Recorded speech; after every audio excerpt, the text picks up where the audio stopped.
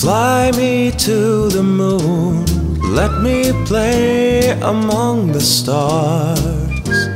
Let me see what spring is like on Jupiter and Mars. In other words, hold my hand. In other words, baby, kiss me. Fill my heart with song and let me sing forevermore. You are all I long for, all I worship and adore. In other words, please be true. In other words, I love you.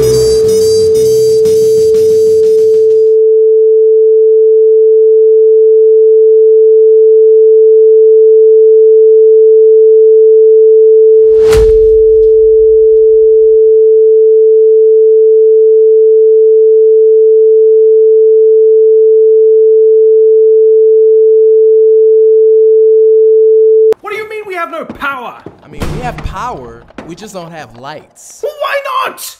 All the power is paying for all the heaters it takes for us to not freeze to death. Right. Of course.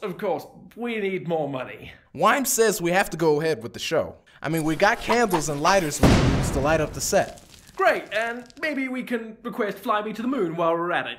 I mean, we don't have much of a choice. The audience is here already. There's an audience here? Probably. I can't see anything, but I assume they're sitting there. How did we get them to the moon? Don't worry about it. I'm sorry, what? I said don't worry about it. Oh, look, the lights are back on. Perfect, we can start!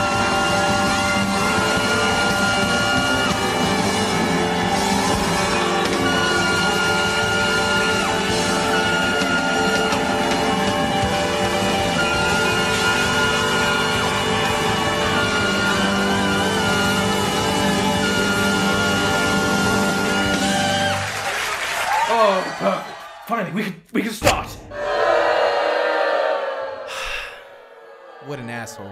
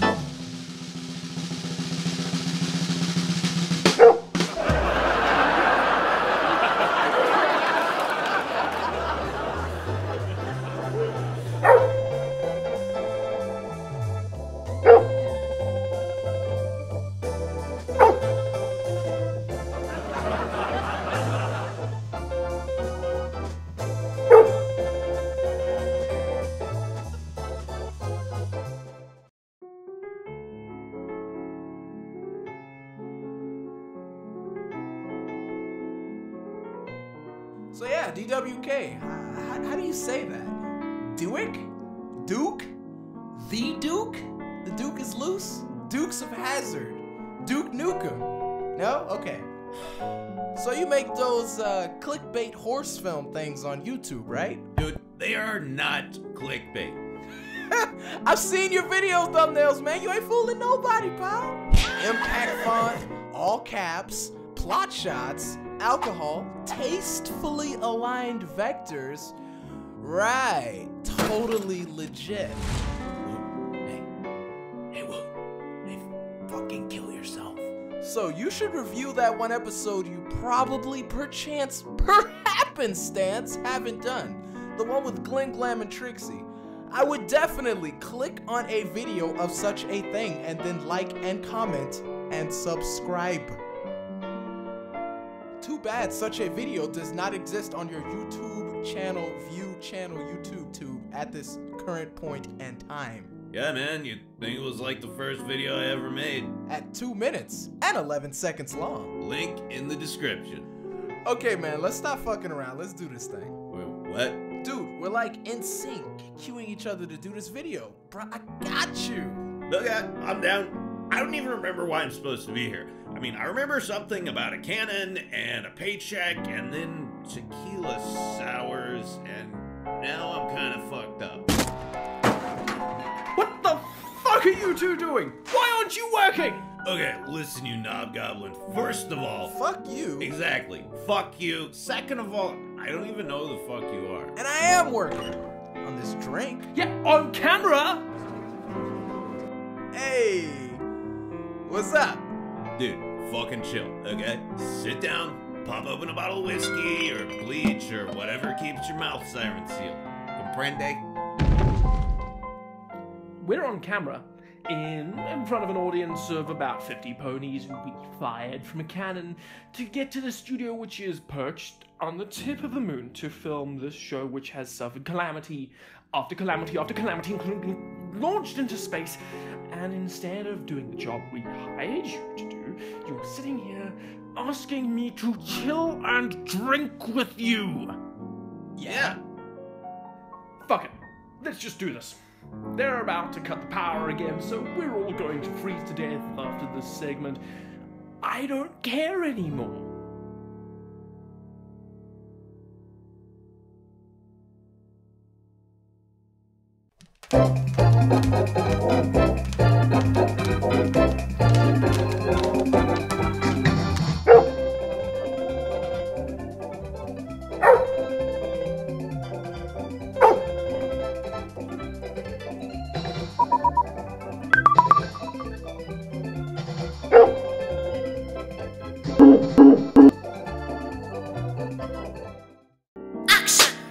So, this episode definitely contained ponies, I think. There was Trisket and Glimmy, and I think they had to unpack a wagon. And there was like a manicore cannon thing. On that order, right? You know, I feel like it was exactly in that order. Oh yeah, I totally remember now.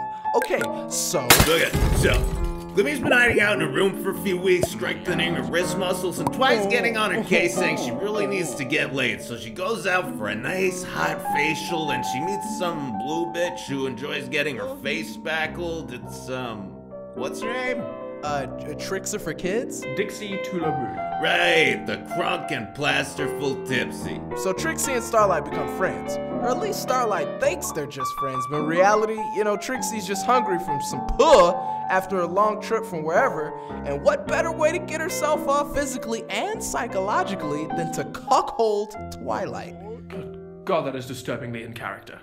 Yeah, bro, this show's fucked up. I mean, in reality, Twiggles and Glimmer aren't together at all, but Trixie's so fucked up from everything Twilight and her friends put her through over the years that I don't think she understands reality anymore. Dude. Wow. Anyway, Tipsy asks Glimmy to help her unpack her wagon, which is obviously code for smash my twat like a pumpkin. Fan artist, do your thing. And Twilight watches them through a bush, and DJ Pony's like, Twilight, hey Twilight, you're creepy as fuck. Twilight, you need to get laid. Twilight. Then Trixel Pixel gets preggers, right? Nah, man. Yeah, that's how sex works. It doesn't work that way with chicks, okay? Go plow a biology textbook, then yourself, and come back to us after that. Okay, no joke, no scam. That's literally my fetish. Look, the magician horse gets into a fight with Glimmy, and Trixie decides to get drunk. However, she doesn't have any alcohol, money, or shame, so she drinks several bottles of cough syrup. The DXM, combined with her crippling depression, leads to a psychotic break in which she can't remember if, during the aforementioned wagon unpacking, Starlight was using a strap-on, or she actually had a dick. Trixie decides that it must have been the latter and reasons that she must be pregnant with a child that she'll now have to raise on her own, which is something that, seeing as she just drank multiple bottles of Robitussin, or whatever the go-to brand is in Equestria, even she knows she's not fit to do. Trixie decides to shoot herself out of a cannon, hoping that the concussive force will kill her, which seems like a desirable outcome in her current state of mind. What the fuck is wrong with you two? This isn't safe for work. This isn't safe for anything. What broke inside your heads?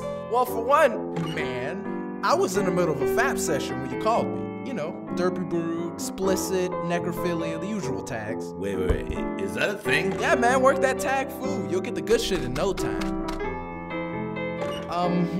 So we've given up any semblance of actually, like, doing Weim's challenge, right? I don't think I expected anything to turn out the way that it has. Just remember, we're all gonna die when the power runs out, so I mean, nothing you do really matters anyway. Oh, fuck you. What the fuck is this, man? Yeah, I know, it's really gross. It's all gay. That's what's wrong with it? There isn't a single female corpse here. My Little Pony, 2016. Friendship is magic. Okay. I'm putting a stop to this right now, right the fuck now, okay? Because we have a target audience to hit right up there. This big wide audience of people who would love to watch these videos that we are currently making that we're in, and you're ruining it. You are ruining it. Okay, so there will be no more swearing, no sex jokes or drinking. Okay? Hey, fuck you, man. I just want to make ponies fun again. Back in those first few years, we were all hyped. We were this big, crazy, chaotic mess of excitement. Now it's like there isn't so much of one big fandom, it's more like a bunch of fragmented factional sub-fandoms that keep to themselves and stare daggers at each other. You get too much adult content. You're too scared to have any at all. All I see whenever I go to MOP or AQD is just a bunch of arguments. I just want people to remember that the reason we all got into this shit in the first place was because it was fun and silly and ridiculous, but it was also really genuine. I love My Little Pony and I love being in this fandom. I just want everyone else to remember the same thing. I'm not here to call anyone out or tell people what to do. You love the show in your own way, but don't divide the fandom up into parts and groups and cliques because they celebrate these pastel-colored horses differently than you. You can find something useful or something awesome in everything we do. I mean, we're all here for the same reason after all, right? We just do our thing and try to get people excited. Shit, I'm fucking depressed now. Don't be. You're right. It helped.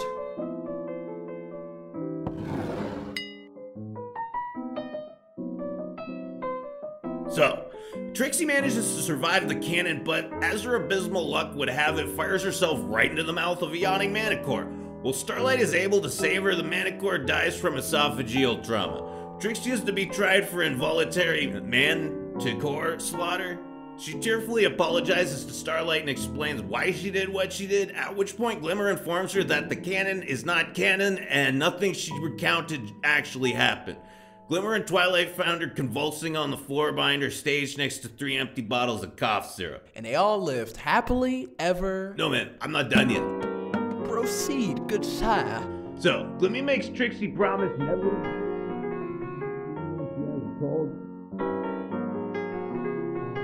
Woo. Hey, Woo. Huh? Oh, right. And then they all lived happily ever after. The end. See, man, that wasn't so bad. Now you got a segment for the show or whatever. Yeah, we got really off track toward the end, though. Yeah, well, it can't all go down the way you want it to. That takes the surprise out. Yep. No surprises at all.